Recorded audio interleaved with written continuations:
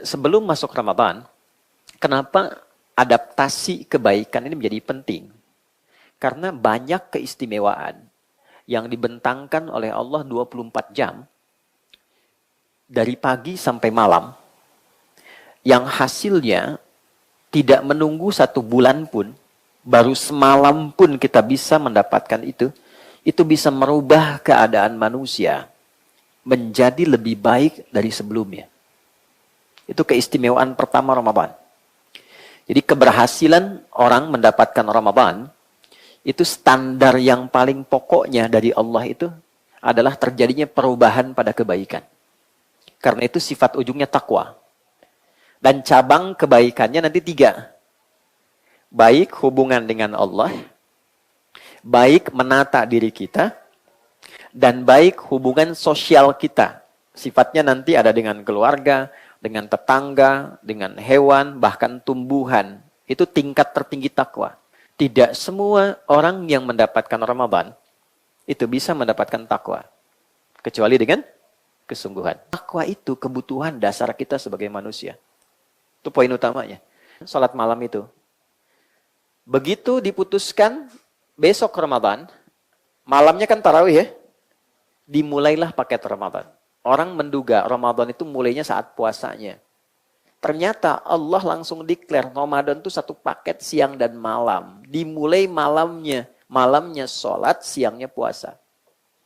Jadi kalau ada, bukan kita ya, ada orang puasa, malamnya nggak sholat, puasanya sah. Dia nggak sholat tarawih, dia tidak mendapatkan kesempurnaan Ramadan. Nah keutamaan tarawih, dan itu amal pertama di Ramadan, kalau kita baru menunaikan saja salam 2 rakaat dan mengerjakan apa yang Nabi tunjukkan, semua dosa yang pernah dilakukan gugur seketika. Semua. Catat ini, semua dosanya gugur. Bismillahirrahmanirrahim. Assalamualaikum warahmatullahi wabarakatuh. Kapan harta itu berkah? Ketika harta itu bisa mendorong kita untuk menggunakannya pada jalan-jalan yang baik. Dan kapan usia itu berkah? Jika usia itu bisa kita isi dengan mengerjakan segala aktivitas yang baik. Jadi berkah itu melekat pada semua bagian kehidupan kita. Kapan handphone itu berkah? Jika handphone itu digunakan pada segala aspek yang baik. Kapan status Instagram itu berkah? Ketika mengupdate hal-hal yang baik. Jadi berkah itu bisa ada di Facebook, bisa ada di YouTube, bisa ada di Instagram. Ya, tidak hanya melekat kepada aspek-aspek materialistik seperti harta yang berkah dan turunannya. Baik. Sebelum masuk Ramadan, kenapa adaptasi kebaikan ini menjadi penting? Karena banyak keistimewaan yang dibentangkan oleh Allah 24 jam dari pagi sampai malam, yang hasilnya tidak menunggu 1 bulan pun, baru semalam pun kita bisa mendapatkan itu bisa merubah keadaan manusia menjadi lebih baik dari sebelumnya. Itu keistimewaan pertama Ramadan. Jadi keberhasilan orang mendapatkan Ramadan, itu standar yang paling pokoknya dari Allah itu adalah terjadinya perubahan pada kebaikan. Karena itu sifat ujungnya takwa. Ya, disebutkan sebanyak 240 kali dalam Al-Quran, dibagi 3 segmen. Segmen pertama terkait dengan ibadah, segmen kedua terkait dengan pengendalian nafsu, segmen ketiga tentang bab rumah tangga. Nah, dalam aspek ibadah ini, puasa masuk ke dalam frame takwa di dalamnya. Diturunkan ayat ini di bulan Sya'ban, bukan Ramadan. Jadi perintah puasa itu, ayatnya turunnya justru di bulan Sya'ban, bukan bulan Ramadan. Kalau pengen didetilkan, turunnya hari Senin, di bulan ke-8 Sya'ban, di tahun kedua Hijrah. Jadi periode Nabi memasuki tahun kedua tinggal di Madinah. Turunlah kemudian Quran surah kedua, Al-Baqarah, di ayat 183. Ya, paling kiri di atas, ya, sebelah pojok. Ya ayyuhalladzina amanu, kutiba alaikumus siyam kama kutiba 'alal ladzina min qablikum la'allakum. Lihat ujungnya, la'allakum tattaqun. Itu tujuan paling pokok dari pendidikan Ramadan. Singkatnya, takwa itu merubah pribadi kita menjadi lebih baik. Dan cabang kebaikannya nanti 3. Baik hubungan dengan Allah, baik menata diri kita, dan baik hubungan sosial kita. Sifatnya nanti ada dengan keluarga, dengan tetangga, dengan hewan, bahkan tumbuhan. Itu tingkat tertinggi takwa. Jadi diharapkan dengan pelatihan Ramadan ini, ya nanti bukan berapa banyak sholat yang ditunaikan, berapa banyak kita bisa menghatamkan, tapi dari sekian ayat yang dibaca, sekian sholat yang ditunaikan, berapa yang merubah kita menjadi pribadi yang lebih baik. Itu standarnya. Dan itu parameter Allah yang langsung berikan. Ya. Itu poin pertama. Yang paling penting dari itu, kata tattaqun itu dibuka dengan la'allakum. Diawali dengan la'allakum. Lihat ujungnya, la'allakum tattaqun. Di gramatikal bahasa Arab, la'alla itu masuk dalam kategori harfut taraji. Huruf yang digunakan untuk mengungkap satu harapan yang sangat didambakan, tapi tidak mungkin diraih kecuali dengan kesungguhan. Oke? Huruf yang digunakan untuk mengungkap satu harapan yang sangat didambakan. Siapa di antara kita yang tidak ingin jadi orang baik? Kan? Siapa di antara kita yang tidak ingin dinilai oleh Allah sebagai orang baik? Siapa di antara kita yang tidak ingin dinilai sebagai suami yang baik, istri yang baik, anak yang baik, tetangga yang baik? Bukan tetangga masa gitu, kan? Dan seterusnya. Nah, poin ini ketika kita hadirkan berarti kan hal yang sangat didambakan. Dan kita sekarang butuh orang baik. Yang pintar banyak, tapi isiannya kan kebaikan. Ya, pintar tanpa baik jadi masalah. Ya kan? Bodoh tidak baik, bencana. Karena itu, ketika harapan ini begitu didambakan, tapi tetap tidak bisa diraih kecuali dengan kesungguhan. Artinya, maaf, tidak semua orang yang mendapatkan Ramadan itu bisa mendapatkan takwa. Kecuali dengan kesungguhan. Saya mulai dari sini dulu. Bismillah. Tidak semua orang yang mendapati Ramadan, ya kan, bisa mendapatkan takwa, spirit perubahan untuk menjadi pribadi yang lebih baik, kecuali orang yang sungguh-sungguh, yang serius dalam menjalaninya. Jadi, serius, sungguh-sungguh. Ya. Dan bagi kita orang Indonesia, ini sebetulnya bagian dari implementasi dasar kebangsaan kenegaraan kita. Karena standar kita itu berketuhanan di Indonesia, standarnya takwa. Teman-teman boleh lihat. Misal, di ketentaraan itu ada Sabta Marga. Itu ada 7. Yang ketiganya itu ada takwa. Kami Ksatria Indonesia yang bertakwa pada Tuhan Yang Maha Esa, menegakkan kejujuran, kebenaran, dan keadilan. Ketika seragam coklat digunakan oleh teman-teman di kepolisian, itu ada tribrata. Nomor 1-nya takwa. Kami polisi negara kesatuan Indonesia yang beriman dan bertakwa pada Tuhan Yang Maha Esa. Ketika kita memasukkan anak kita semua ke sekolah, itu Undang-Undang Pendidikan Sisdiknas, misal nomor 20 tahun 2003, itu mengikat dengan takwa. Dibuka pasal menimbang misalnya, poin B, poin kedua. Undang-Undang Dasar 1945 mengamanatkan pada pemerintah untuk mengusahakan dan menyelenggarakan satu sistem pendidikan nasional yang meningkatkan keimanan dan ketakwaan pada Tuhan Yang Maha Esa serta akhlak mulia. Jadi kecerdasan itu datang setelah punya sifat kebaikan. Ya, orang tua kita tidak menginginkan di negeri ini ada orang cerdas tapi tidak baik. Di standar dasarnya itu baik dulu, kebaikan itulah yang mendorong sifat intelektual itu diolah menjadi baik. Karena akal itu tidak bisa memutuskan. Akal yang sehat itu hanya merumuskan. Akal nggak punya keputusan.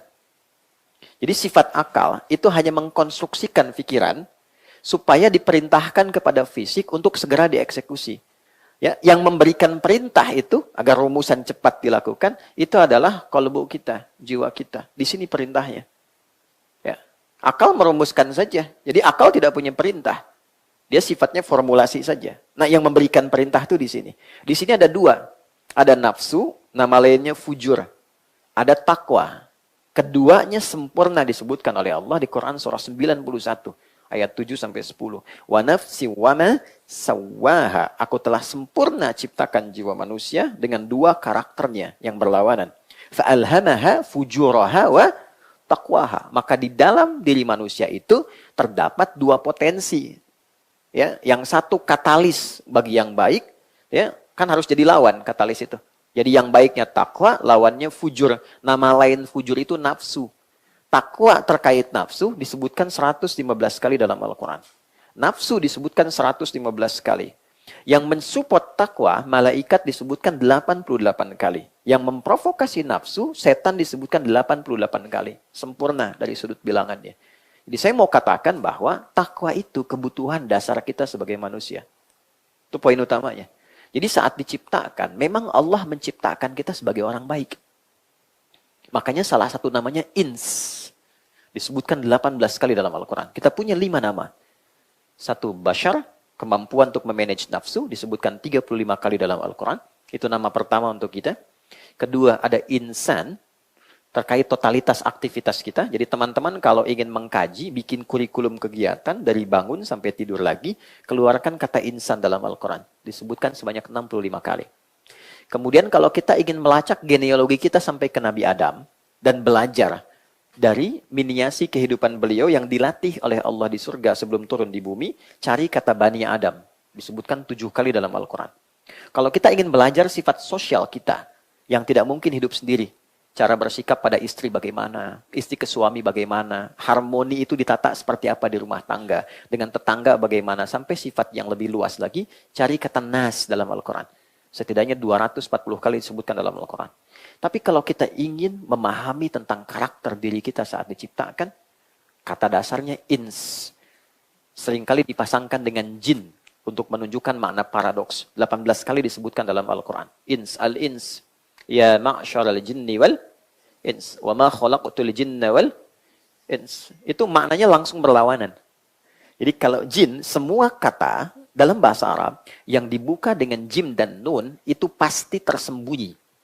Kayak jim dan nun. Kan? Contoh, janin. Kenapa disebut janin? Karena tersembunyi dalam rahim seorang ibu. Oke, jin disebut jin karena fitrahnya tersembunyi. Dia tidak nampak. Jadi kalau ada jin melakukan penampakan, itu jin sedang punya masalah. Ya. Apalagi manusia yang cari penampakan jin. Nah, itu pasti konslet itu. Ya. Nah, jin sifatnya tersembunyi, dia nggak boleh tampak. Ya, lain dengan manusia, lawannya ins. Ini tampak, terlihat. Karena eksistensi kita itu bisa hadir dengan penampakan kita. Jadi kalau ada suami pulang ke rumah, senang sembunyi-sembunyi, ya kan? Dia tahu pintu depan, dia lewat jendela, ini menunjukkan dia sedang, bukan jadi jin ya, bukan saya yang bilang ya, dia sedang punya masalah. Kalau berpapasan dengan orang dan dia lari jalan untuk sembunyi, itu artinya kedua ini sedang punya persoalan. Gampangnya begitu, karena fitrahnya tampak. Ya. Jannah, surga. Kenapa disebut jannah, surga itu? Karena sekarang belum tampak. Nanti setelah tampak, baru terlihat. Oke? Sifat kedua itu, jin itu kasar. Kasar. Makanya jarang ada orang kemasukan jin jadi lembut. Itu kayaknya susah ditemukan. Permisi Ustadz, mau ikut pengajian, sedang kemasukan jin, rasanya mustahil gitu ya. Ya, kalau dia tidak meracau, dia mengacau kan? Oke? Nah, lawannya, ins itu lembut. Ins itu halus, lembut. Lembut, halus. Turunannya Anas, Anis itu lembut. Tuturnya lembut, karakternya lembut, baik itu ins, dari kata ins. Jadi kita itu saat dicipta itu pribadinya lembut. Pernah nggak ada bayi baru lahir sudah mencela ibunya? Nggak ada kan? Kenapa mama melahirkan saya? Nggak ada. Dan sifat lembut itu menjadikan aura menyebar pada orang sekitarannya, sehingga dari rahim siapapun kita bisa memuji dan menggendongnya. Anak siapapun. Senang, nyaman, baik. Itu yang dimaksud Quran surah ke-17 ayat 70. وَلَقَدْ كَرَّمْنَا بَنِي آدَمَ وَحَمَلْنَاهُمْ فِي الْبَرِّ وَالْبَحْرِ وَرَزَقْنَاهُمْ مِنَ الطَّيِّبَاتِ وَفَضَّلْنَاهُمْ عَلَى كَثِيرٍ مِمَّنْ خَلَقْنَا تَفْضِيلًا. Paham? Tidak. Oke, Quran surat 17 ayat 70. Dan aku pastikan, kata Allah, tidak aku ciptakan satu pun anak cucu Adam. Kecuali dia membawa bawaan fitrah yang baik. Jadi kita ini terlahir sebagai orang baik. Ya, karena itu dijaga supaya seluruh bagian tubuh ini tetap baik. Supaya tampil terhormat. Jadi kita diciptakan terhormat, dijagalah kehormatan ini oleh Allah. Hormat itu yang menjaganya, hukum menjaga supaya terhormat disebut haram. Dari kata hurmah, diserap ke dalam bahasa Indonesia menjadi hormat. Itu dari bahasa Arab. Hurmah, penjagaannya disebut haram. Haram itu diturunkan sebagai hukum, bukan ingin membatasi kita asalnya, tapi ingin menjaga kita supaya tetap dalam kehormatannya. Kenapa lisan tidak boleh mencela? Karena saat mencela akan runtuh kehormatannya. Nggak percaya silahkan Mas Primus pulang sini, celah orang tuh. Ya, kehormatan kita runtuh karena itu dijaga oleh Allah, jaga supaya terhormat. Pandangan dijaga, ya, kaki dijaga supaya apa? Dibuat hukum haram, haram mencela, haram menyakiti, haram bikin hoax. Karena bukan hanya menyakiti orang, saat dilakukan menjadi turun kehormatannya. Ya, bahkan nanti ada, maaf sekali, ada kesalahan, dosa-dosa yang itu saat dikerjakan, kehormatan itu berdampak pada bagian keluarganya. Contoh, paling gampang korupsi misalnya. Ya, saya sering katakan begini, ya, di berbagai kesempatan, tolong kalau ada provokasi dari setan, mengajak untuk korupsi, mencuri, menyogok sejenis apapun, jangan hanya pikirkan diri sendiri. Pikirkan anak yang sedang sekolah. Pikirkan istri yang sedang di rumah. Karena ketika seorang ayah berbuat, itu nanti dampaknya bisa ditanggung anak. Bapak yang korupsi, anak yang dibully. Nah, itu mesti kenal. Jadi nanti ada runtutan dosa-dosa, nanti dari 7 yang berbahaya, sab'ul mubiqat, jenis setannya ada 9. Mungkin lain waktu Mas Dimas kita ngaji fikih setan ya. Belum pernah ada kan? Ya kan? Malaikat kan tahu kan, tapi setan nggak pernah tahu. Pintu surga tahu, pintu neraka nggak pernah tahu. Tapi kalau kita selalu tahu jalan yang lurus, yang baik, kita tidak pernah tahu kapan di mana ada lubang-lubang yang membuat terpeleset. Nah, kembali ke sini, ins itu ada kelembutan, kehalusan. Yang menjaga itu sampai kita tumbuh, itu takwa tadi. Nah, itulah nuklea kehidupan kita itu nukleusnya di situ, di sifat takwa. Ini yang mempertahankan karakter fitrah kita sampai kita pulang. Karena itulah dipaksa kita untuk selalu menjaga sifat takwa. Jaga, itu potensi dirimu yang terbaik. Kamu jadi baik, aku sudah ciptakan engkau sebagai pribadi yang baik. Tugasmu menjaga itu sampai kamu pulang baik. Tutup hidupmu, menutup sampai akhir disebut khatimah. Ditutup yang baik disebut husnul khatimah. Karena itulah kita lahir dalam keadaan baik, thayyibah, ditutup dengan husnul khatimah. Dan Allah berikan pancaran cahaya yang menjaga semua bagian tubuh kita agar tetap sesuai dengan fitrahnya saat diciptakan. Dalam keadaan yang baik, itu dengan sifat takwa. Ini poinnya. Itulah sebabnya, kenapa dalam latihan kehidupan seringkali kita temukan turunan dari pancaran takwa ini. Gimana mengimplementasikan takwa? Kan pertanyaan sederhananya begini, ya Allah, Engkau ciptakan aku sebagai pribadi yang baik. Engkau berikan kepadaku cahaya untuk menjaga diri ini supaya tetap baik. Namanya takwa. Diminta aku memancarkan cahaya takwa itu ke semua bagian tubuhku. Gimana caranya? Gitu kan? Oke? Baik. Kalau ini tidak dilakukan, maka fitrah manusia cenderung akan tertekan oleh kondisi nafsunya. Itu yang menyebabkan yang tadinya tidak punya bakat mencela bisa mencela. Yang tidak punya bakat menghina bisa menghina. Yang tidak punya bakat merendahkan bisa merendahkan. Karena itu untuk mengikis itu semua, takwanya mesti kita naikkan. Itulah sebabnya semua menu-menu takwa, karena itu ada bagian pada roh kita, di jiwa kita, maka semua hidangan roh itu sumbernya Allah langsung yang berikan. Quran surah ke-17 di ayat ke-85. Yas'alunaka 'anir ruh, qulir ruhu min amri rabbi. وَمَا أُوتِيتُم مِّنَ الْعِلْمِ إِلَّا قَلِيلًا. Mereka banyak bertanya kepadamu Muhammad, bahkan melakukan riset, penelitian tentang hakikat roh. Ada beberapa riset di luar itu yang ingin menguji. Bahkan ada yang sekarat ditutup ya pakai peti kaca itu untuk dideteksi bagaimana rohnya keluar. Tetap tidak bisa didapatkan informasi spesifiknya. Karena statement yang Allah tegaskan di awal, ini urusanku. Ini prerogatifku. Artinya semua yang terkait dengan kebutuhan roh, itu semua bersumber dari siapa? Allah. Ingat, sebelum kita melangkah lebih jauh, saya kuatkan dulu pondasi berpikirnya. Kita disebut manusia ketika memiliki 3 unsur. Tolong dicek ya, kira-kira siang ini 3 ini masih ada nggak? Kalau 1 tidak ada, kita kehilangan kemanusiaan kita. Mas Bilar cek nanti ya, masih ada nggak nih? 1 di antara 3 nih. 1, ada fisiknya. Dia awas. Oke?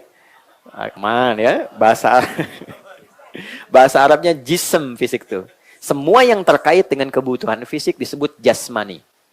Jasmani itu dari bahasa Arab, segala yang terkait dengan fisik, jasmani. Oke, tuh. Izinkan saya mengamati, aman ya. Oke. Kedua, ada akalnya. Ini untuk membedakan dengan hewan. Akal. Sekarang hari apa? Sabtu ya. 1 tambah 1 berapa? 2. Aman berarti ya. Karena hewan tak mungkin ya bisa berhitung. Baik. 3. Ini. Ada rohnya. Ini disebut aklani yang terkait dengan kebutuhan akal. Ini disebut rohani. Oke? Spiritual question, intellectual intelligence atau intellectual question, kemudian ini physical ya, question. Balik sini. Pelan-pelan. Disebut manusia kalau 3 ini seutuhnya ada. Kalau ia fisik dan akal saja, rohnya tidak ada, maka dia menjadi mayat. Meninggal. Selesai ya? Oke. Makanya digambarkan pulangnya itu tenang. Tenang itu bahasa Arabnya sukun. Sukun, tenang. Makanya dulu ada orang Jepang yang bikin Dragon Ball yang kemarin satunya meninggal itu ya. Ya. Itu kalau Son Goku mengkamehameha Piccolo dan mati, kan ada bulatan di atasnya gitu ya. Nah, itu secara fitrah memang muncul. Ya, sukun, pengen tenang gitu pulangnya. Nah, itu selesai.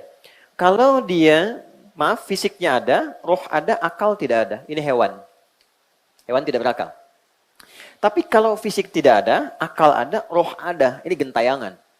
Ya, sate 200 tusuk gitu ya. Ini persoalan tuh. Nah, ini gambaran disebut manusia. Tapi poinnya adalah Allah menginginkan manusia seutuhnya menjadi sehat dan baik. Karena itu, kebutuhan fisik mesti dipenuhi. Maka turunlah ayat-ayat pemenuhan kebutuhan fisik. Contoh, Quran surah kedua Al-Baqarah di ayat 168. Paling kanan sebelah bawah. Ya ayyuhan nasu kulu mimma fil ardi halalan thayyiban. Hei semua manusia tanpa kecuali. Jadi mengikat hukum, lintas keyakinan. Walaupun imannya kuat, tetap menjaga fisik itu mesti dilakukan. Kata Allah, hei semua manusia, kalian silahkan berikhtiar, bekerja untuk bisa makan. Makan kebutuhan pokok. Untuk apa? Fisik. Tidak makan, maaf, bisa lemah, sakit, meninggal. Lebih dari itu, jangan lupa, bukan hanya fisik. Tapi akal pun mesti diberikan kebutuhannya, nutrisinya. Karena itu disebut aklani. Untuk apa? Meringankan tugas fisik. Semakin kuat dan pintar akalnya, semakin ringan tugas fisiknya. S1 dengan S2, itu pekerjaannya pasti lebih berat S1. S2 lebih ringan. S3 lebih ringan lagi. Jadi semakin banyak ilmu walaupun tanpa gelar, itu meringankan tugas fisik. Karena itulah turun ayat-ayat yang memenuhi kebutuhan intelektual kita. Bahkan ayat pertama turun bunyinya, Iqra, diminta baca. Lalu diminta riset. Afala yanzuruna ilal ibili kaifa khuliqat. Silahkan di bidang perhewanan, riset. Langit dan bumi. Inna fi khalqis samawati wal ardi wa ikhtilafil laili wan nahari la ayatin liulil albab. Siapa ulul albab itu? Alladzina yadhkuruna Allah qiyaman wa qu'udan wa 'ala junubihim wa yatafakkaruna fi khalqis samawati wal ard. Orang yang senang meriset berbagai hal bahkan di langit dan di bumi. Itu sifat standar orang Islam sejak bangun tidur. Jadi kita itu orang Islam menariknya oleh Nabi diminta sejak bangun tidur memfungsikan akal kita secara sempurna untuk menyiapkan agenda harian kita dari sejak bangun tidur. Itu ada di Sunan Abu Daud, nomor hadis 1367, riwayatnya sahabat Ibnu Abbas radhiyallahu taala anhuma. Itulah sebabnya kenapa sholat pertama disebut subuh. Dari kata osbah. Artinya orang yang sudah siap dengan agenda yang akan dia kerjakan. Jadi orang Islam tuh kalau bangun, dia sudah jelas jam 7 mau kerjakan apa. Jam 8 mau lakukan apa. Jam 12 ada di mana. Terukur hidupnya. Menjadi muslim itu pasti pintar. Tidak ada catatan sejarah yang menunjukkan. Orang-orang bahkan di era Nabi menjadi Islam, itu kehilangan intelektualitasnya. Tidak ada. Semua bertambah pintar. Ya, teman-teman yang akhwat, yang perempuan, kenal nggak dengan Abdullah bin Mas'ud? Kalau kenal saya pulang ya. Kenal. Oke. Itu ada sahabat Nabi, Abdullah bin Mas'ud, menguasai bahasa Persia cuma dalam 3 hari. Setelah masuk Islam. Ya, Abdurrahman bin Auf, itu jadi pintar di ilmu manajemen setelah masuk Islam. Valuasi dari aset yang ditinggalkan, itu saya pernah riset, dan serius risetnya diuji 15 profesor, itu mendapatkan hasil 72.000 triliun. Setelah masuk Islam. Jadi semua aspek meningkat kepintarannya itu. Bilal tidak pernah cemburu dengan hartanya Utsman. Sepeninggal Nabi, itu pernah ditawari posisi hakim agung. Tapi beliau menolak dengan kejeniusannya itu. Karena apa? Sudah menyimpulkan bahwa saya pilih passion saya itu di tenaga. Utsman ibadah dengan harta, Ali dengan ilmunya, Abu Bakar dengan kedudukannya. Saya pilih tenaga. Ketika saya adzan, Allahu Akbar, Nabi komen, langsung saya like. Saya subscribe itu kan. Apa komen Nabi? Saya dengar suara tapak kaki Bilal di surga. Saya adzan aja udah ke surga. Ngapain saya keras kerja kayak Utsman katanya. Tapi Utsman kan pilih passion yang lain. Ya kan? Beliau pilih menggunakan hartanya. Tapi singkatnya berubah kadar intelektualnya. Jadi Islam itu ada ayat tentang riset. Ada ayat tentang analisis pasca kejadian. Sebelum kejadian. Minimal baca. Jadi kalau ada orang mengaku muslim. Sehari nggak baca. Itu rendah kadar keislamannya. Kita itu umat riset, umat baca. Ya. Tapi juga mesti seimbang. Maaf, mesti seimbang. Intelektual diisi, jasmani diisi, rohnya diisi. Kalau enggak gelisah. Dan ini yang paling bahaya. Orang sepintar apapun, hartanya banyak, fisiknya bagus, hatinya tidak mendapatkan nutrisinya, kegelisahan tinggi, ujung-ujungnya nanam cabai, Pak. Ya. Ngapain kumpulin harta banyak-banyak kalau cuma buat akhirnya pergi ke daerah, nanam kangkung, nanam cabai, hanya untuk memenuhi kebutuhan rohnya saja. Ya, saya tanya sama teman-teman nih, maaf saya yang sering ke perempuan ya, karena ini babnya bab perempuan. Ya, teman-teman yang perempuan, kalau di rumah tangga itu yang diharapkan rumah tangga yang apa?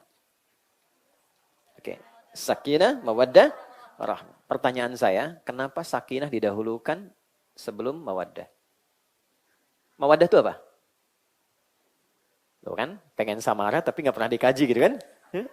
Mawaddah itu dari kata maddah, limpahan materi yang membuat dukungan kehidupan rumah tangga lebih bahagia. Kan senang saat dapat rumah baru, gitu kan? Senang saat cemberut datang suami bawa gelang 2 kilo gitu kan? Nah, ya, handphone baru itu mawaddah namanya.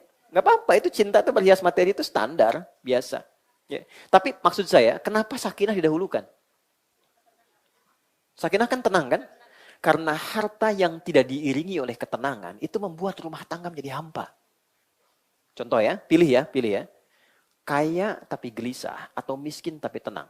Tidak ada pilihan ketiga. Udah. Itu aja. Saya paham saya. Kaya tapi gelisah atau miskin tapi tenang. Pilih. Kan? Kan? Kalau terjebak dilema di antara dua cinta, pilih yang ketiga. Gitu ya. Kaya tapi tenang. Nah, itu poinnya. Nah, untuk menjaga itu, Allah tahu sebelum kita bertanya. Allah tahu sebelum kita berkeluh kesah. Karena itu, ini sudah menjadi standar penciptaan, menjaga kita supaya ada di frame tadi itu, kemudian diberikanlah, diinstal dalam diri kita apa yang disebut dengan takwa. Takwa itu menunya ini. Roh. Karena itu diinstalnya di jiwa. Ketika roh masuk ke dalam fisik, berubah jadi nafas. Diserap ke dalam bahasa Indonesia, bernafas. Itu asalnya dari bahasa Arab. Kenapa bisa bernafas? Karena roh sudah ada ke dalam fisik. Di usia 4 bulan kandungan. Oke, temukan di Quran surah ke-7 ayat 172. Dikonfirmasi di hadis Muslim, dikutip oleh Imam An-Nawawi, hadis keempat di Al-Arba'in An-Nawawiyah. Ya. Oke, secara cepatnya. Jadi setiap diminta tingkatkan takwa. Dan kita dievaluasi para ikhwan, lelaki, ayah, siapapun posisi kita, apapun itu. Setiap Jumat kan kita Jumatan kan? Masih ingat gak? Kan ada 5 pilar khutbah itu. 5 rukun khutbah. Di antara yang 5 ini, selalu khatib harus berpesan tentang takwa kepada jamaah. Kalau enggak, gugur khutbahnya. Bayang gak? Ada 5 pilar, rukun khutbah itu 5. Satu di antara 5 itu adalah tausiah takwa. Mengingatkan jamaah untuk mengecek, muhasabah, evaluasi, standar takwanya setiap pekan sampai Jumat itu keadaannya bagaimana. Ya. Maka ketika khatib mengatakan, ya ayyuhalladzina amanu taqullaha haqqa tuqatih. Wahai jamaah semua yang merasa beriman, coba cek diri kita. Takwa kita sudah sampai mana? Bahasa kitanya begitu. Anda posisinya apa? Sebagai anak, apa wujud takwanya kepada ibu dan ayahnya? Anda sebagai suami, wujud takwanya membimbing istri, menyayanginya bagaimana? Sebagai ayah, wujud takwa menyayangi anak seperti apa? Sebagai tetangga, itu dalam sekali. Cuma satu kalimat. Makanya ada ulama yang cuma menyampaikan pesan takwa, tutup khutbah. Karena jamaahnya sudah ngerti, baru disebutkan, hei orang-orang yang akan dihisab. Sampai di mana engkau menjaga takwamu sampai Jumat ini? Ketika engkau pulang hari ini, bagaimana pertanggungjawabanmu di hadapan Allah? Nangis, selesai. Barakallahu li walakum. Sudah. Jadi ketika disebutkan kata takwa, itu sebetulnya standar evaluatif. Setiap pekan untuk kita. Yang merubah kita jadi orang baik. Itulah pada akhirnya membuat kita berdoa. Supaya pancarannya ada untuk istri, ada untuk keluarga, ada untuk ibu yang sudah wafat, yang masih hadir. Pribadi sempurna. Nah, latihannya apa? Supaya mendukung kita lebih baik, maka dibuatlah oleh Allah menu-menu takwa yang secara singkat namanya disebut dengan ibadah.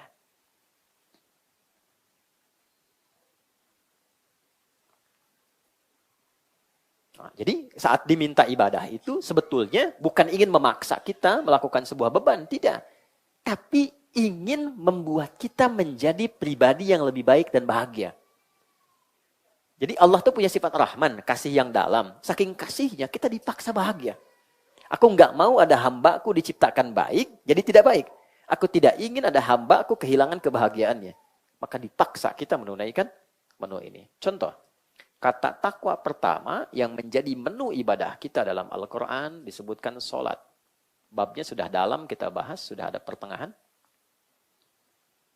Silahkan teman-teman cek. Sholat ini ketika pertama disebutkan di Quran disandingkan dengan takwa. Al-Baqarah ayat 2 dan 3. Dzalikal kitabu la raiba fihi hudal lil muttaqin. Alladzina yu'minuna bil wa yuqimunas muttaqin itu orang sholat. Orang takwa, ya kan? Siapa orang takwa? Ciri pertamanya apa? Orang takwa itu adalah orang yang mencoba memancarkan cahaya imannya dengan cara apa? Melakukan sholat satu. Di sholat itu untuk melatih takwa kita supaya muncul pancarannya, sehingga dengan pancaran itu sifat takwa muncul baik. Karena itu ketika orang konsisten sholat, tujuan sholat itu apa? Konfirmasikan Quran surah 29. Oke, ayat 45. Kita hafal sih tengahnya, tapi awalnya kurang hafal. Ya, tengahnya itu innas sholata tanha 'anil fahsya wal munkar. Utlu ma uhya ilaika minal kitab. Muhammad, baca, pahami, ajarkan pada umatmu. Ini loh kenapa harus sholat. Ini loh maknanya sholat begini. Semua terkumpul dalam Al-Quran, jelaskan olehmu dalam hadis. Kalau sholatnya itu benar, maka pribadi orang itu akan dirubah oleh Allah dan dijaga menjadi baik. Lawan baik apa? Buruk. Jadi untuk mengetahui hakikat sesuatu, cari lawannya. Kalau pengen tahu malam, berarti lawannya siang. Ya kan?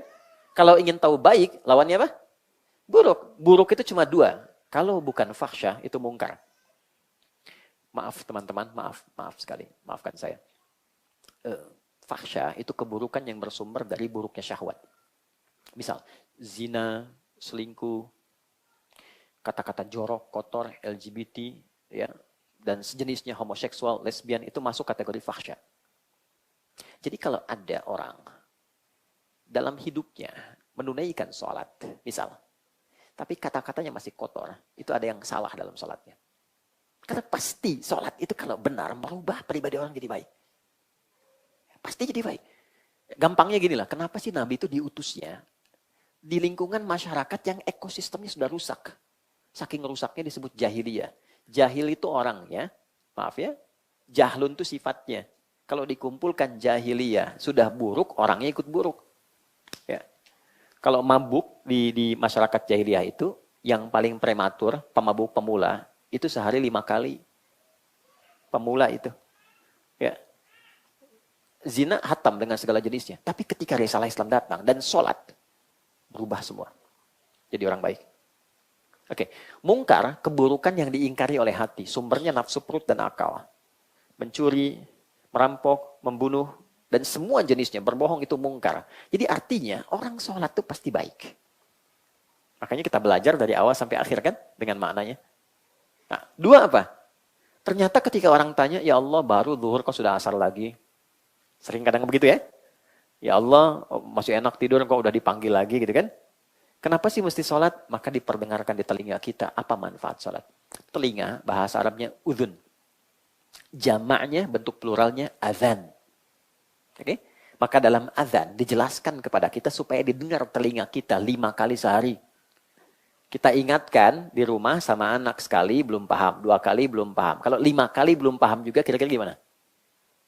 Ini tiap hari 5 kali diperdengarkan. Dan tidak putus kata ini selama 24 jam. Itu yang menjadikan rahasia panggilan ini ada jeda tuh di setiap kota. Oke, Bintaro misalnya di sektor sini, itu ketika digeser sedikit ke Ciputat beda 1 menit. Geser sedikit ke Lebak Bulus beda 2 menit. Geser ke Bekasi, beda 3 menit. Beda itu menunjukkan kontinuitas lafaz adzan yang tidak pernah berhenti selama 24 jam. Tidak ada satupun karya manusia yang diperdengarkan 24 jam tidak berhenti dan di dalamnya ada makna. Tidak ada. Kalau tidak ada, ini menunjukkan bahwa risalah ini bukan karya manusia. Ya. Ini menunjukkan kebenaran Islam. Kalau dengan seperti ini belum yakin dengan Islam, dengan cara apa lagi diyakinkan? Anda bertanya, ya Allah untuk apa sholat? Nih saya perdengarkan. Hayya 'alal shalah, ayo salat. Hayya 'alal falah. Falah itu kalau dalam bahasa Inggris success and happiness. Supaya kau sukses, kau bahagia, kau tenang, kau jadi baik.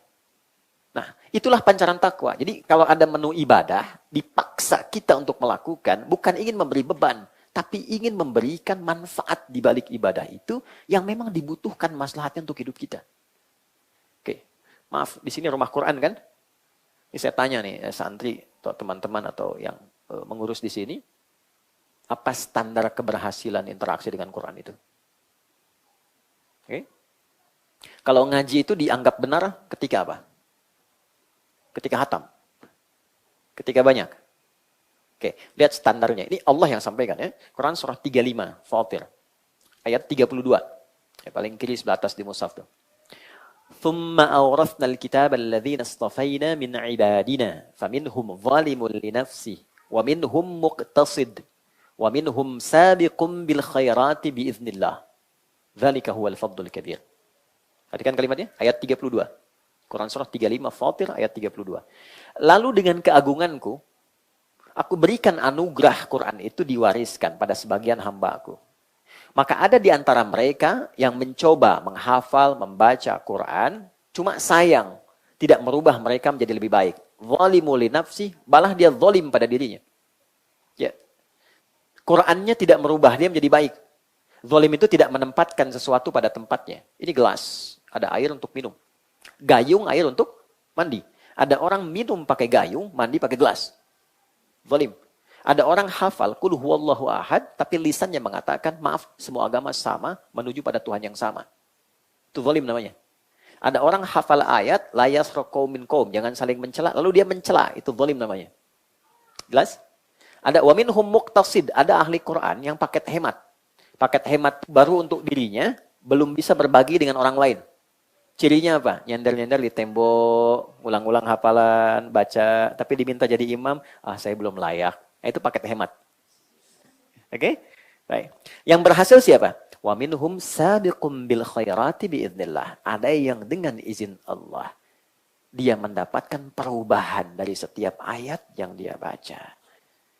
Jadi ukuran standarnya bukan berapa banyak dihafalkan. Hafal banyak, bagus, luar biasa. Tapi yang diukur oleh Allah, berapa dari ayat itu yang merubah kita menjadi lebih baik.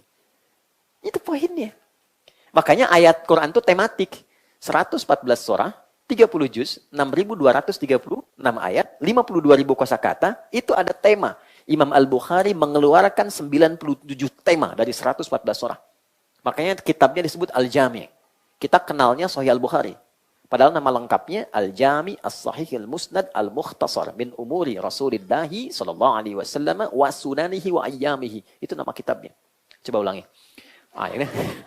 Oke. Karena panjang kita singkat Sahih Al-Bukhari. Kitab saya, kata beliau, berisi tentang tematik judul-judul bertema yang saya sandarkan riwayatnya dan saya verifikasi dari Nabi tentang keseharian Nabi dan menu-menu sunnahnya dalam 24 jam. Dikeluarkanlah ayatnya di Quran, dibagi 97 topik. Setiap topik, ayat Quran dulu, hadisnya, kesimpulannya apa. Contoh, teman-teman selalu bertanya, Ustadz iman saya suka naik turun. Kalau naik semangat, kalau turun lemah. Gimana cara naikkan nggak turun-turun? Buka topik kedua, Kitabul Iman. 57 hadis. Nanti ada uraian subtopiknya. Apakah karena sebab pekerjaan, sehingga iman turun? Apakah sebab rumah tangga? Apakah sebab perilaku? Apakah salah makan? Itu lengkap 57 hadis. Diisi dengan ayat. Menunya begitu. Jadi ngaji Quran dulu itu, para sahabat komentarnya selalu begini. Kami itu jarang ngaji melampaui 10 ayat. 5 ayat paling standar, paling banyak 10 ayat. Setelah mampu memahami, mengamalkan, baru kami tambah. Umar bin Khattab hafal Al-Baqarah itu kurang lebih hampir 20 tahun. Ya. Dengan amalnya. Dengan amalnya. Ya. Apakah pribadi biasa? Tidak, beliau jenius. Sangat jenius. Toha Hussein punya kitab tentang kejeniusan Umar. Abqariyatu Umar. Nah, secara singkat gini. Kalau saya pengen akselerasi. Ya, waktu terbatas. Ya, saya pengen akselerasi. Saya ingin pancaran takwa mengalir cepat ke semua bagian tubuh saya. Gimana caranya? Dengan satu amalan, saya kumpulkan semua keistimewaan tadi. Maka ada satu amal. Nah, ini rahasia di antara kita ya, bagi ini aja. Ada satu amalan yang saat dikerjakan, semua amal lain ikut dan mempercepat pancaran cahaya takwa kita. Itulah puasa. Itulah apa? Puasa. Ya. Karena saat puasa dikerjakan, semua amal yang tadi disebutkan, semua akan ikut. Gak percaya. Orang kalau tidak puasa, jangankan sunnah, fardu terlambat rasanya biasa. Orang kalau sedang puasa, jangankan fardu, ketinggalan sunnah dia gelisah. Oke? Saat tidak puasa, gak baca Quran biasa. Saat sedang puasa, gak baca Quran, rasanya ada yang kurang. Gitu. Tidak puasa, ada orang minta di depan mata, belum tentu diberi. Saat puasa, yang tidak kelihatan, mulai dihitung. Di sini du'afanya berapa ya? Yatimnya berapa ya? Itu hebatnya puasa. Dan saat yang bersamaan, puasa itu bisa menekan fungsi-fungsi nafsu. Jadi taat meningkat, maksiat ditekan. Ya, maaf, orang bohong, itu libur dulu bohongnya kalau puasa. Koruptor itu libur kalau puasa tuh. Ya, minimal takut batal puasanya. Ya. Ya, ada kisah tetangga, itu pemarah luar biasa. Suaminya pemarah, marah aja gitu. Ngelihat orang, marah. Jalan sama istrinya, sedang puasa. Buka jam 6, 6 kurang seperempat, dapat provokasi dari tetangganya. Sore. Tapi beliau nggak marah, dia diam aja kan. Istrinya tanya, Mas, nggak marah, tumben. Nanti habis maghrib. Habis maghrib dia lupa. Gitu ya. Jadi ada kondisi yang luar biasa di puasa itu. Itulah sebabnya Allah turunkan menu ini tahunan untuk mengakumulasikan semua etapa kehidupan kita agar dalam tahap itu berubah menjadi baik seutuhnya. Turunlah ayat ini di bulan Sya'ban, hari Senin, ya kan? Kemudian di tahun kedua Hijrah. Dan dikumpulkan dalam satu jenis puasa yang sifatnya wajib. Supaya apa? Semua kita wajib baik dan wajib kembali dalam keadaan yang terbaik. Disinilah kita bahas, tidak semua sayangnya yang masuk ke Ramadan ini berubah menjadi baik kecuali yang serius. Nah, bagaimana cara kita serius memasuki Ramadan sehingga berhasil sesuai dengan standar yang Allah sampaikan? Itulah inti materi yang akan kita bahas. Jadi yang tadi itu pembukaan, mukadimah. Kita belum mulai. Ini intinya. Kita belum mulai, tenang ya. Masya Allah. Oke. Bismillah. Saya izin hapus sebentar ya. Mudah-mudahan berkah pembahasan kita ya. Insya Allah. Amin. Ya, tinggal amin aja. Saya yang datang, nyampaikan, nulis sendiri, hapus sendiri. Masya Allah. Luar biasa. Enggak apa-apa. Ini bercanda ya. Bercanda. Insya Allah. Oke, yuk kita mulai. Sudah? Kita mulai tentang persiapan memasuki Ramadan, khususnya di akhir-akhir bulan Sya'ban. Sekarang sudah tanggal berapa, teman-teman? 28. 28 ya, besok 29. Gampangnya begini, kalau ada sidang isbat berarti tanggal 29. Oke? Baik, sekarang 28, besok 29. Besok nanti ada sidang isbat. Sudah? Baik. Saya akan memulai dulu dengan satu hadis standar dulu. Gimana Nabi mempersiapkan diri sebelum masuk ke Ramadan. Hadisnya riwayat Muslim, Imam Muslim, nomor hadis 2357. 2357. Yang meriwayatkannya sahabat Usamah bin Zaid. Secara singkat, sahabat Usamah ini satu kali mengamati Nabi melakukan satu perilaku khusus di bulan Sya'ban. Di sahabat ini senang mengamati Nabi, apa yang dikerjakan diikutin gitu. Ya. Secara singkatnya, beliau mengatakan begini, ya Rasulullah ya kama qala, lam araka tasumu kama tasumu Sya'ban. Saya itu mengamati Anda tidak pernah menunaikan kebiasaan puasa sebanyak bulan Sya'ban. Kenapa gitu? Baik, cepat Nabi langsung jawab begini. Dzalika syahrul ladzi yaghfulu anhu an-nas baina Rajab wa Ramadan. Itu bulan istimewa, dia punya keistimewaan letaknya antara Rajab dan Ramadan. Baik, sekarang kita gali sebentar ya. Orang ini sudah tahu kalau Sya'ban ini antara Rajab dengan Ramadan. Sudah paham? Kenapa Nabi sebutkan lagi letaknya? Nah, pendalaman di ilmu hadis memberikan kesan begini. Biasanya orang kalau sudah masuk Rajab, perhatiannya tinggi. Belajar tentang sholat, Isra Mi'raj, peringatan Isra Mi'raj. Ya, itu dibawa sampai bahkan ke Sya'ban. Sehingga peringatan Isra Mi'raj pun yang Rajab itu bisa dilakukan di Sya'ban. Ya, sehingga lupa, tahu-tahu udah dekat Ramadan. Nunggu Ramadan. Padahal ternyata desainnya itu Sya'ban adalah momentum untuk persiapan menuju Ramadan.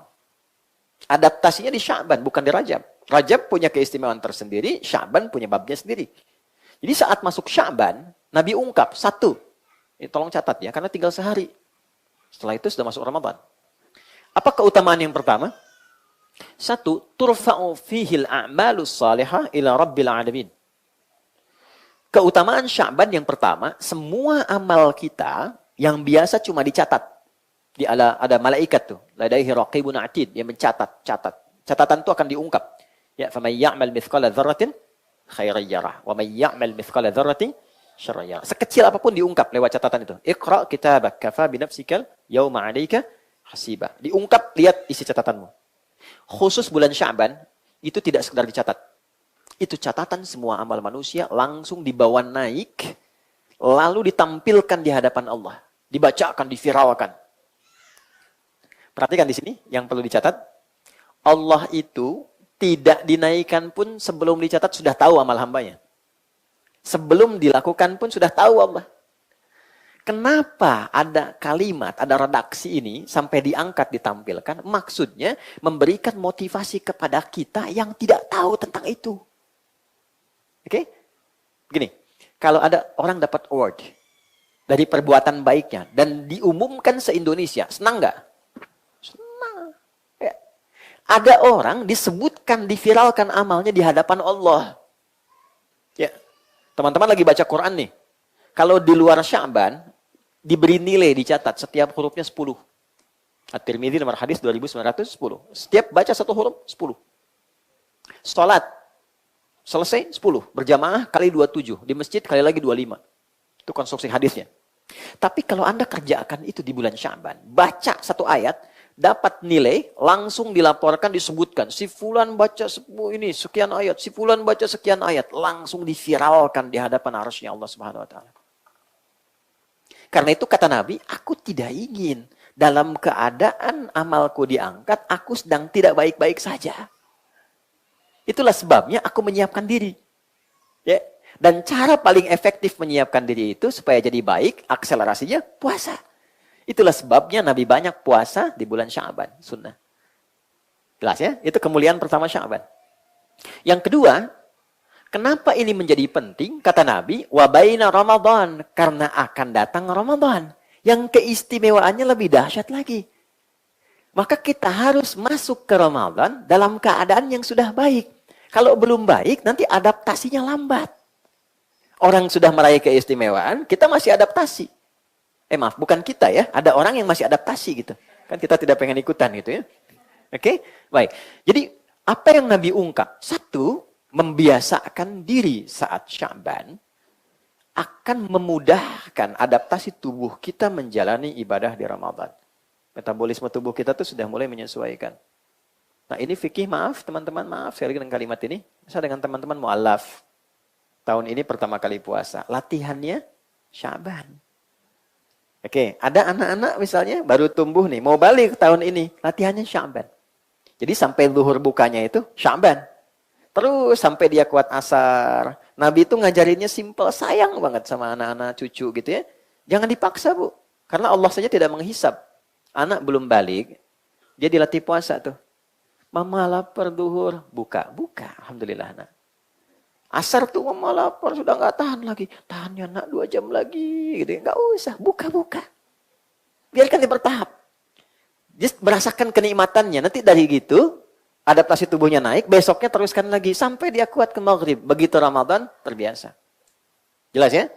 Itu gambarannya. Jadi secara jasmani terlatih, kemudian secara rohani disiapkan jadi baik. Kenapa? Karena secara rohani, spirit kita dibagi oleh Allah pada 3 bagian. Jadi ada 3 kelompok manusia berdasar keimanannya, spirit imannya dalam memasuki Ramadan. Dan ini hanya diungkap dengan 1 huruf saja. Ya. Disebutkan 361 kali dalam Al-Quran. Ya. Yaitu huruf panggilan. Harfun nida. Nida. Oke. Huruf panggilan itu ada 14 dalam bahasa Arab. Ayo teman-teman santri nih ya, kalau nanti belajar gramatikal, nah, Ustaz, cari kitab Nahwu itu, Syarah Alfiyah bin Malik, Syarah Ibnu Aqil, yang tahqiq editorialnya Muhyiddin Ad-Darwishi. Cari jilid pertama, nanti ada footnote di situ saat masuk pembahasan panggilan, nida. Ada 14, bisa A, bisa ya, ayah, dan seterusnya. Tapi di Quran yang digunakan cuma 1. Ya, 361 kali.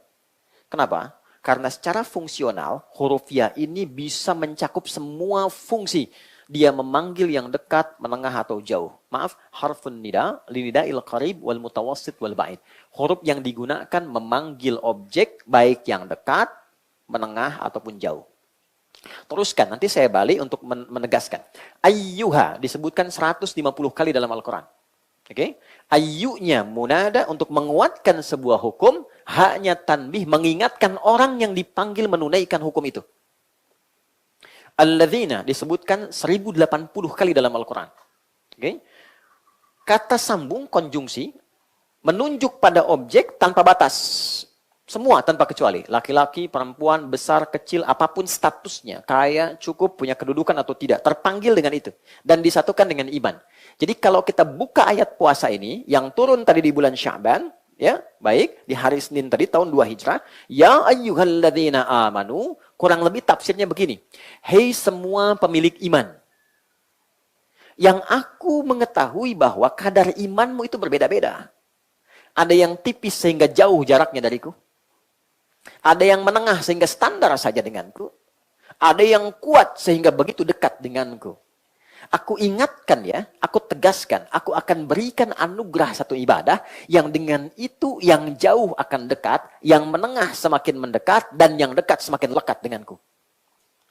Jadi orang-orang yang mengatakan beriman saat akan masuk Ramadan, oleh Allah dibagi 3 golongan. Ada yang imannya masih tipis, cirinya jauh dari Allah. Cara ngukur iman gini, standarnya ada di Quran surah 8 ayat kedua. Jadi kalau siang ini kita pengen ngukur, tadi kan ukuran manusia sudah ya. Sekarang kita ngukur imannya ada di level mana. Ya, keripik ada levelnya, iman ada levelnya. Ya, ada iman, oke? Apa ukurannya? Quran surah 8 Al-Anfal ayat 2. Di situ pakai innama, adatul hasri, huruf pembatas. Innamal mu'minuna. Sungguh orang beriman itu ciri standarnya sebagai berikut kata Allah. Idza dzukirallahu, kalau disebutkan nama Allah, didengar oleh telinganya, wajilat qulubuhum. Maka ada konfirmasi getaran dalam hatinya. Oke? Itu getarannya beda tuh. Diperdengarkan nama Allah. Tadi didengar oleh telinga, telinga itu udhun, jamaahnya adzan. Maka setiap hari 5 kali diperdengarkan nama Allah untuk mengonfirmasi getaran iman kita. Ada nggak? Oke? Allahu Akbar, Allahu Akbar. Nah itu pasti kalau iman ada getaran di hati, ada konfirmasi. Ya Allah, sudah adzan. Pernah begitu? Ya. Nah kalau nggak punya itu, nggak akan ada. Getarannya beda dengan getaran kasih sayang, cinta. Getaran di jalan ada pelanggaran, melihat polisi gitu kan, ada getaran juga kan. Lain. Nah, ini getaran iman tuh beda, unik dia, unik. Allahu Akbar, Allahu Akbar. Ada. Nah pendalamannya di Quran surah ke-4 ayat 103. Di ujungnya tuh, Inna salata kanat 'alal mu'minina kitaban mawquta. Bahasa terjemahan bebasnya itu, ya, fa idza qadaytumus salata ya fadhkurullaha qiyaman wa qu'udan wa 'ala junubikum fa idza ma'nantum fa aqimus shalah innas salata kanat 'alal mu'minina kitaban mawquta. Lihat ujung ayatnya. Terjemah bebasnya begini. Orang beriman itu pasti sadar waktu salat. Oke? Telah ditetapkan oleh Allah kewajiban waktunya. Nah, orang beriman itu tahu waktu sholat. Tapi menyikapi sifat tahunya ada 3. Allahu Akbar, Allahu Akbar. Subuh jam berapa teman-teman? 4.42, 4.48, 4.45. Terjadi perbedaan pendapat tentang waktu sholat subuh. Ini menunjukkan Anda dari daerah yang berbeda-beda. Ya, alhamdulillah bisa kumpul di sini ya. Semoga Allah berkahi. Oke, kita ambil 4.45. Allahu Akbar, Allahu Akbar. Jam 4.45. Begitu dipanggil, kita langsung atau Anda langsung sadar. Ya Allah, sudah adzan, saya siap-siap. Begitu dipanggil, saat dipanggil siap-siap. Itu imannya standar.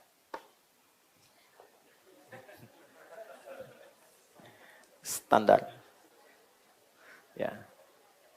Yang penting masih bisa bikin berdiri kan? Standar. Ya, 4.45. Allahu Akbar, Allahu Akbar. Bangun, wudhu, siap-siap sholat. Iman stand. Nah, teman-teman kerja, ada syuting, ada pekerjaan, jam 7. Terus Anda datang jam 7, standar nggak? Standar. Teman-teman kuliah, misalnya masuk jam 7, datang jam 7, standar nggak? Kalau Anda datang jam 6, hebat. Kalau datang jam 3 ke kampus, terlaluan. Belum dibuka, udah di situ. Kan? Baik.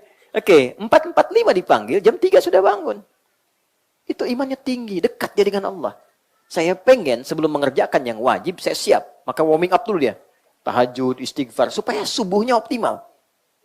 Itu iman kuat.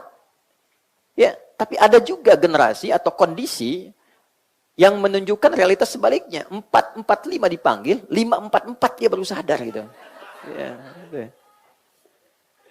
Ini tipis.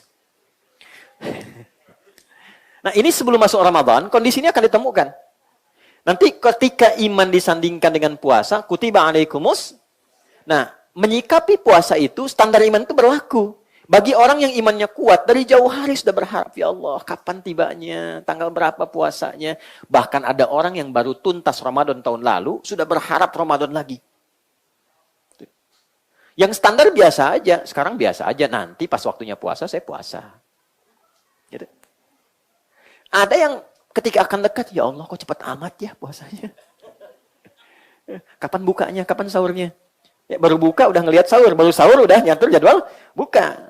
Dan nanti kalender akan turun. Sudah berapa hari puasanya nih? Puasa tinggal sekian hari gitu kan, dihitung. Motivasinya pengen cepat selesai. Kan? Hebatnya gini, inilah indahnya Allah. Dan di sini kita diminta meneladani sifat Allah. Ya, cuma dengan satu huruf, ya. Perhatikan kedalaman, kita ngajinya pakai ilmu balaghah namanya. Di ilmu balaghah itu ada begini. Ada ilmu ma'ani, ilmu bayan, ilmu badi'ah. Ma'ani itu memilih kata, diksi yang sesuai dengan objek yang kita hadapi. Kapan sopan, kapan standar, kapan tegas, dan sebagainya. Bayan mengungkap satu kalimat sehingga mudah dimengerti oleh lawan bicara. Badi menyampaikan kalimat yang jelas dan indah sehingga nyaman diterima lawan bicara. Menyampaikan tidak terasa digurui. Mengutarakan tidak terasa kalau diajari. Itu badiah. Nanti babnya ada di rumah tangga. Ya. Sayang kamu cantik deh, itu biasa. Tapi kalau pakai badi, Masya Allah, sayang sini deh. Kenapa? Coba lihat ke atas. Rembulan aja, kalah sama aura cantikmu malam ini. Nah itu badiah. Ya. Yang terjadi kan lain, orang nggak banyak belajar kan itu ada dalam Islam. Yang ada kan kukira hari Minggu ternyata hari Rabu. Kukira kau menunggu ternyata cari yang baru. Balik sini. Oke, nah Allah cuma pakai satu kata aja. Ya. Perhatikan cara menerjemahkannya. Hei hambaku, yang engkau merasa punya iman. Aku tahu kualitas imanmu itu masing-masing berbeda. Ada yang tipis merasa jauh dariku. Ada yang standar, ada yang kuat. Aku berikan satu anugerah dengan rahmatku, ibadah Ramadan. Yang dengan itu aku tidak peduli berapapun kualitas imanmu. Yang lemah, aku akan naikkan standarnya sehingga menjadi kuat. Yang menengah semakin lekat, yang dekat semakin mendekat. Itulah anugerah yang Allah berikan di pembuka ayat di awal Ramadan. Jadi awal Ramadan, Allah berikan modal ke semua manusia yang beriman, semuanya semangat menunaikan ibadah Ramadan. Awal Ramadan, catat. Pembuktiannya nanti lihat. Nanti malam pertama puasa, masjid manapun penuh. Awal Ramadan, catat itu. Nih. Awal. Yang nggak pernah ke masjid, bisa sab pertama tuh. Maaf, tapi jangan disimpulkan demikian ya. Itu contoh saja. Yang nggak pernah pegang mushaf, bisa khataman. Ya, awal Ramadan semua semangat. Cuma kalau kita tidak siapkan persiapan yang Nabi hadirkan sejak Sya'ban, nanti modal yang Allah berikan tidak bisa dijaga sampai akhir. Ini yang menunjukkan dan selalu melahirkan kisah klasik setiap Ramadan datang. Pertengahan kan terjadi kemajuan kan? Sabnya maju tuh. Ya kan? Akhir Ramadan makin maju kan? Ya kan? Orientasi orang udah mudik kan? Dan dia tidak menyiapkan mudik akhiratnya. Itu problemnya. Karena itu, sejak Ramadan, Nabi menyampaikan sebuah pesan agar setiap umatnya menyiapkan kurikulum Ramadan sebelum memasukinya. Supaya jelas kegiatan apa yang direncanakan saat masuk Ramadan. Jadi nggak ada yang bingung, malam pertama apa yang dikerjakan, paginya apa, kegiatannya apa, tengah-tengah apa, targetnya apa, sampai terakhir. Sehingga nanti ukuran keberhasilannya apa. Sampai finish. Baik. Nah, secara singkat ada 5 program, 5 kurikulum, 5 agenda yang di-highlight oleh Nabi untuk disiapkan sejak Sya'ban. Dan kita ada 1 hari untuk merumuskan itu semua, lalu mencapai target saat Ramadan tiba di tahun ini. Ya, mudah-mudahan dimudahkan insya Allah ya. Nah, tidak cukup dengan amin, saya sebutkan dulu, kita bahas dulu ya. Oke. Kita masih ada waktu kurang lebih hampir 12 atau 15 menit ke depan. 1. Meningkatkan sholat. Pelan-pelan ya. Meningkatkan sholat. 2. Meningkatkan interaksi dengan Al-Quran. Interaksi dengan Al-Quran. 3. Memperbanyak sedekah. Memperbanyak sedekah. 4. Memperbanyak doa. 5. Memperbanyak taubat. Memperbanyak taubat. Ini 5 agenda pokok yang mohon dengan sangat optimalkan saat Ramadan. Sesuai kemampuan kita masing-masing. Baik, yuk kita detilkan dengan cepat. Memperbanyak sholat. Saya berikan ukuran standar saja ya. Standar. Jadi nanti dalam sehari usahakan dijaga yang standar ini. Sehari itu maksudnya siang malam. 40 rakaat. Berapa rakaat? 40, oke ya. Kita pecah dulu. 40 ini 17 yang fardu, yang sholat wajib. Subuh sampai isya ya. Oke, rumusnya cepat. 24, 4, 3, 4. Ya. 2 rakaat subuh, 4 rakaat zuhur, 4 asar, 3 maghrib, 4 isya. Oke. Baik. 17 jumlahnya. 12 rakaat sunnah rawatib. Oke. Rawatib itu dari kata ratib atau tertib. Yang nempel dengan yang fardu. Tersusun dengan yang fardu. Bisa sebelum, bisa setelah. Oke. Jumlahnya 12. Yang terakhir, ya, 11 rakaat sholat malam. Yang nanti kita sebut dengan tarawih. Nanti kita jabarkan. Ya. Saya sebut standar itu kalau nanti pengen 23 boleh, pengen 39 boleh. Saya ambil yang paling standar untuk memudahkan. Baik, 17 tambah 12, 29, tambah 11, 40 kan? Baik ya? Oke, nanti kita rincikan ya satu-satu. Manfaatnya apa? Kalau kita sholat sekarang, sholat fardu, dapat pahala. Sekali sholat 10 kebaikan. Ya. Pahala itu nanti ditampakkannya saat akan meninggal. Baru ditampakkan. Kalau teman-teman ngaji surat At-Tahrim, surah ke-66, ada 12 ayat, 5 sifat. Ketika masuk ayat 11 sampai 12, itu kan ada kalimat yang viral dari Sayyidah Asiyah, istrinya Firaun. Ketika akan dieksekusi, lalu diikat di tiang, akan dieksekusi, beliau berdoa. Doanya viral. Dan ini jadi sanad doa ya. Jadi teman-teman kalau ingin dimudahkan dengan amalnya saat sakaratul maut dan ditampakkan hasilnya saat pulang kepada Allah, itu bisa digunakan sanad doanya. Rabbi benili indaka baitan fil jannah. Ya. Wa najjini min fir'auna wa amalih. Ini kisahnya beliau. Jadi ketika akan dieksekusi, beliau mengatakan ini, ya Allah, dengan segala perjuanganku menjaga imanku, mohon buktikan dan hadirkan janjimu untuk membangunkan istana untukku di surga. Dan tampakkan menjelang wafatku, supaya aku dengan itu tidak merasakan kejiknya hukuman Firaun. Ditampakkanlah oleh Allah istana surganya. Ketika itu senyum, saat senyum itulah komen Firaun. Kita langsung dislike aja gitu ya. Jadi begitu komen, ini perempuan, bla bla bla, saya tidak bisa mengungkapkannya, mau dibunuh kok masih sempat tersenyum.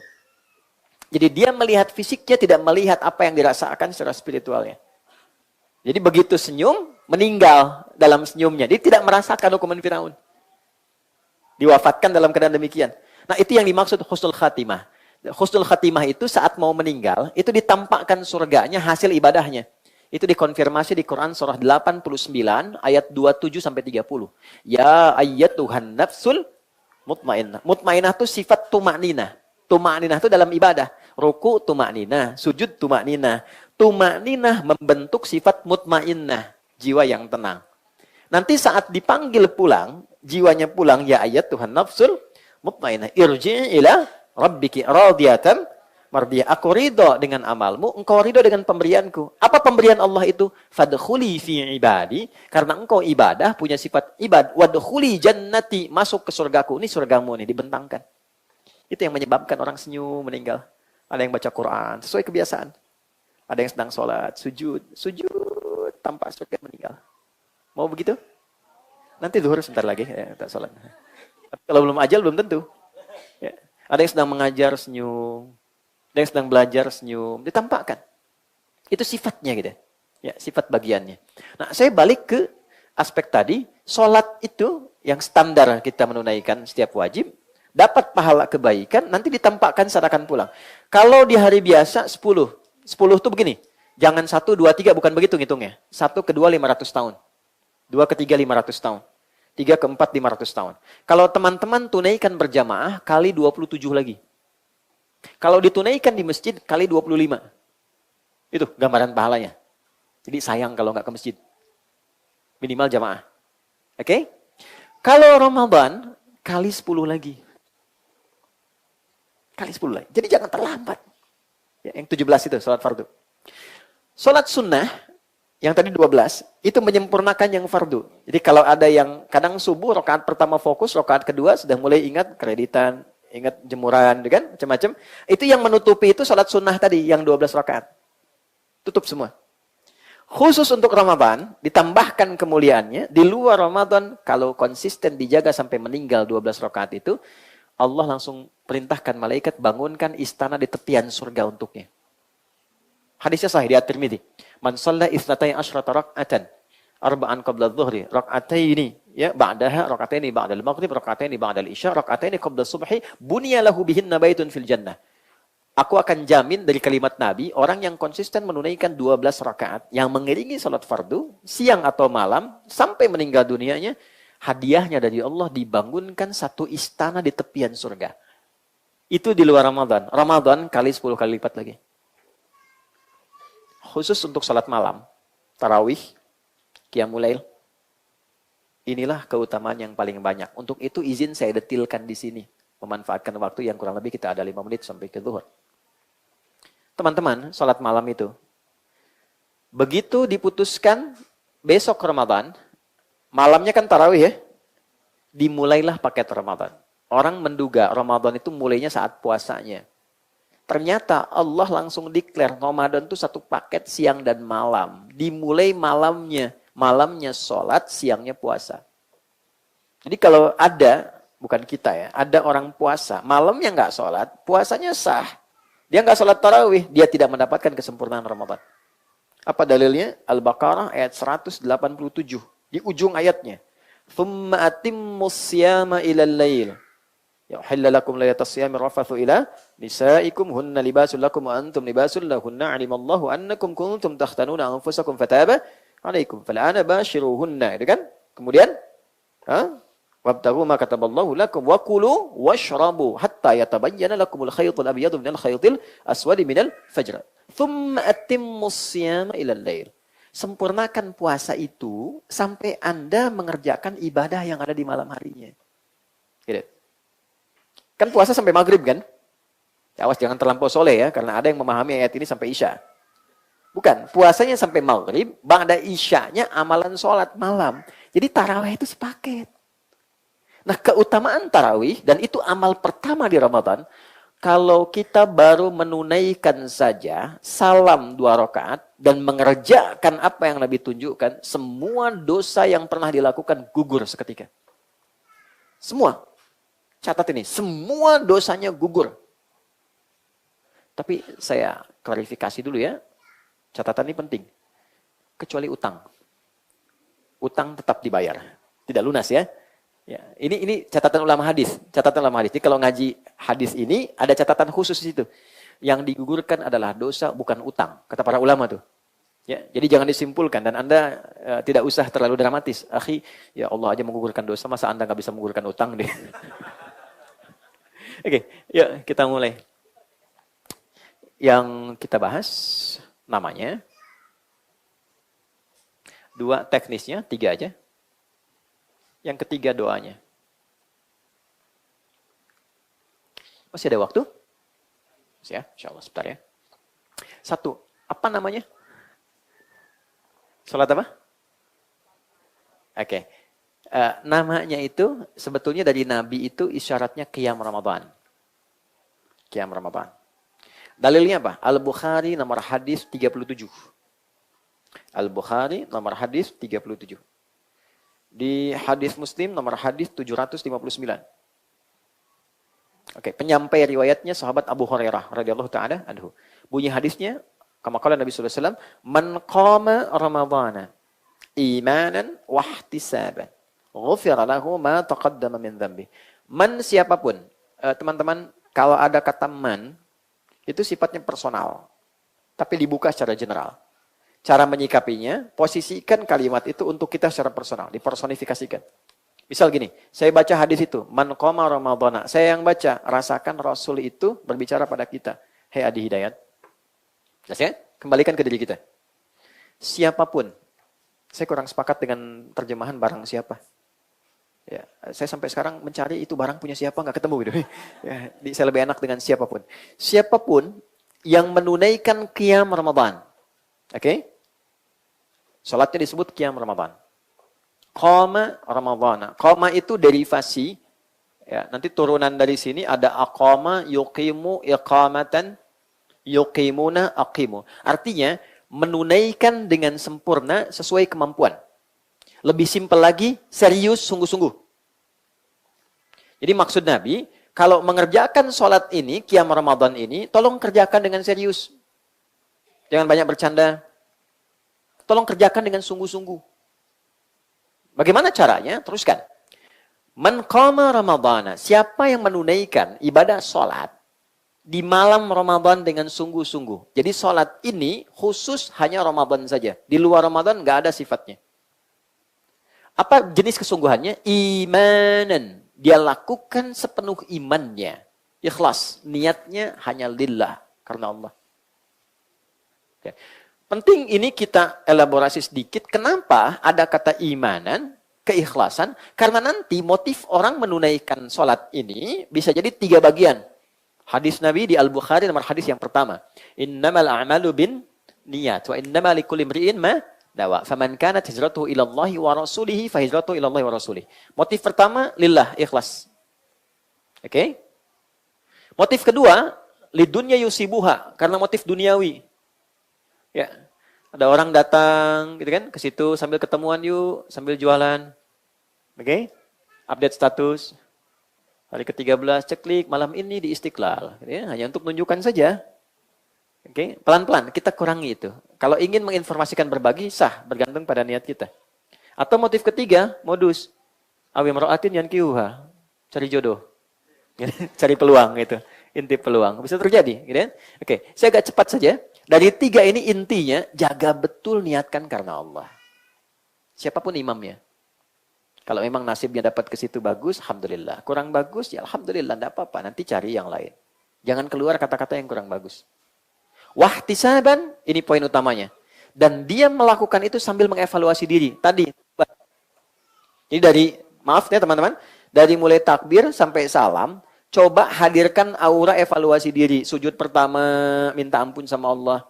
Selama ini banyak salah, banyak dosa, banyak telat sholat, padahal pengen masuk surga, pengen husnul khatimah, nangis kita. Kedua, ingat ayah ibu. Minta ampun sama Allah, belum berbakti, bahkan belum minta maaf, ada yang sudah meninggal, belum minta maaf. Dan seterusnya. Sujud selanjutnya pada sama istri, istri ke suami, kemudian ke anak, ke tetangga, dan sampai rasakan aura itu. Nah sekarang saya ajarkan doa, ini yang menggugurkan dosanya. Begitu auranya dapat kita dengan keikhlasan dan kehusyuan. Ghufira lahu ma taqaddama min dzambi, berpotensi semua dosanya gugur. Sayyidah Aisyah tanya. Perhatikan kalimatnya. Ya Rasulullah, ara'aita in alimtu ayya lailatul qadri ma aqulu. Ya Rasulullah, kalau aku merasakan sensasi aura yang berbeda di malam aku sholat. Seakan mendapat malam Al-Qadar tenang, nyaman. Apa yang aku baca?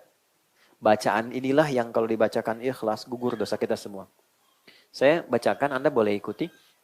Allahumma innaka afuwun tuhibbul afwa fa'fu anni. Ada riwayat kedua. Allahumma innaka afuwun karim tuhibbul afwa fa'fu anni. Oke. Kurang lebih begini, ya Allah. Engkau yang paling sayang kepadaku. Dan engkau yang paling memuliakan setiap hambamu. Engkau yang mencintai siapapun hambamu yang memohon ampunan dan pemaafan. Hamba merasa hamba banyak dosa. Hamba mohon ampuni hamba ya Allah. Hamba salah. Begitu Anda ucapkan dengan ikhlas. Dan Anda hadirkan suasana dosa itu apa yang kita perbuat. Mengalir air mata. Air mata itulah yang mengkonfirmasi gugurnya semua dosa yang pernah dikerjakan. Jika itu bersamaan dengan komentarnya malaikat, amin kata malaikat, seketika selesai semua dosanya. Nah, itu mahal sekali. Itu hanya didapatkan khusus bulan Ramadan. Jadi nggak sembarangan. Allah sudah kasih nikmat awalnya supaya semua orang berubah. Cuma kadang esensinya nggak kita dapatkan. Itu poinnya. Karena itu jadilah dampaknya ke hati tenang. Sesuatu yang dikerjakan memberikan dampak ke hati tenang, di hati itu ada roh. Maka pekerjaan yang membuat hati tenang namanya tarwihah. Ya, minta waktu sedikit 5 menit. Tarwihah. Hal yang membuat hati kita damai, tenang, nyaman. Kalau kita kerjakan berkali-kali, minta lagi, minta ampun lagi, mohon lagi, maka bentuknya berubah jadi jama', tarawih. Nah, disinilah muncul kata tarawih. Ulama memviralkan nama tarawih sebagai sifat bagi qiyam Ramadan. Diviralkan sifatnya. Kenapa? Untuk memberikan kesan dampaknya supaya serius dan sungguh-sungguh. Sholat tarawih yuk, maksudnya apa? Kalau sholat yang tenang ya. Hatinya yang damai, yang nyaman. Pilih imam yang baik, yang enak, yang nyaman. Sehingga dampak ke hati bagus. Ya, itu yang menjadikan Sayyidah Aisyah ditanya oleh para sahabat di Al-Bukhari nomor hadis 2010 itu ditanya. Gimana sholatnya Nabi? Itu Allahu Akbar. Semua kesaksian yang sholat di belakang Nabi tidak pernah merasakan kenikmatan, tenang, damai hati sholat kecuali sholat di belakang Nabi. Kalau baca ayat rahmat, terasa kita mendapatkan anugerah itu. Kalau baca ayat neraka, berlindung supaya umatnya nggak dapat itu. Kalau baca ayat surga, diulang-ulang supaya umatnya dapat itu gitu. Tak terasa rakaat pertamanya 5 juz 4 halaman. Ya. Dan orang-orang yang di belakang Nabi itu besoknya tidak ikutan lagi. Ya. Akhirnya dilihat, diriset berapa rakaat Nabi sholat itu. Ya. Secara singkatnya, rakaatnya nggak ada batas, cuman standarnya 11 rakaat. Standarnya berapa? 11. Nah, 11 itu begini. Formulanya bisa 2 plus 2 plus 2 plus 2 plus 2 plus 1. Ini ada di Abu Daud. Nomor hadis 1367 dari Ibnu Abbas. Oh, iya, sebentar ya. Bisa juga dengan 4 plus 4 plus 3. Ini ada di Al-Bukhari. Nomor hadis 2010. Rawinya sahabat Aisyah radhiyallahu ta'ala anha. Konfirmasi oleh Umar bin Khattab. Oke? Baik. Singkatnya begini. Nabi itu setiap satu rakaatnya, itu kurang lebih 5 juz 4 halaman, terus turun. 5 juz, rakaat kedua 4 juz, ketiga 3 juz, terus gitu. Menyesuaikan kekuatan berdirinya. Oke? Baik. Sampai ke Abu Bakar eranya, ini masih berlaku. Tapi ke zaman Umar sudah meluas. Islam sudah ke Persia, menyebar. Ketahanannya berbeda. Karena kasusnya makin meningkat ketika imam salah, makin hilang jamaah. Kan? Maka Umar dengan kejeniusannya melihat peluang di satu hadis yang diriwayatkan oleh anaknya sendiri. Itu ada di hadis Muslim nomor hadis 749 dari Ibnu Umar. Salatul laili mathna mathna wa idza khasya ahadakumul fajra falyutir rakatan wahidah. Salat malam itu yang penting kata Nabi, tunaikan 2 rakaat supaya nyaman, tenang, enggak ada batas. Kalau khawatir fajar tiba, segera tutup 1 rakaat. Jadi enggak ada batas asalnya. Tarawih itu. Silahkan mau 40, mau 39 dengan witir. Ya, silahkan. Umar jenius. Gimana caranya?